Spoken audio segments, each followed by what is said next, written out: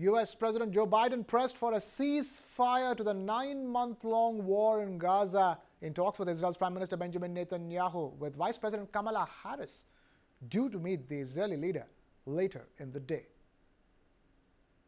Everybody in? U.S. President Joe Biden met with Israeli Prime Minister Benjamin Netanyahu at the White House on Thursday, and Biden pressed for a ceasefire to the 9-month-old war in Gaza. There are gaps that remain. White House National Security spokesperson John Kirby said the administration was working to get both Israel and Hamas to agree to a ceasefire proposed by Biden that would halt fighting and see the release of Israeli hostages taken captive during Hamas's surprise attack on October 7th. We want to get all the hostages home, clearly the Americans in particular.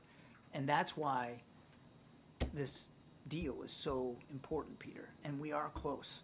We are closer now, we believe, than we've been before. Mr. President, we've known each other for 40 years. The meeting marks the first face-to-face talks for the two men since Biden traveled to Israel days after Hamas's October attack, hugged Netanyahu, and pledged American support. I want to thank you for 50 years of public service and 50 years of support for the State of Israel. Netanyahu thanked Biden for his long-standing commitment to Israeli security.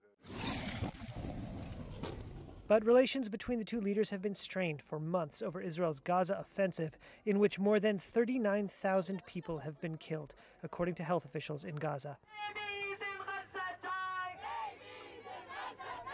The Gaza conflict has caused cracks in the Democratic Party. Dozens of Democrats boycotted a speech by Netanyahu to Congress on Wednesday. Representative Rashida Tlaib sat in the gallery with a sign calling Netanyahu a war criminal. The U.S. is a major arms supplier to Israel. Biden took the rare step earlier this year of pausing the transfer of certain munitions it deemed inappropriate for warfare in the densely populated Gaza Strip. Netanyahu meets with Vice President and Democratic candidate Kamala Harris, and then on Friday travels to Florida to meet Republican presidential candidate Donald Trump.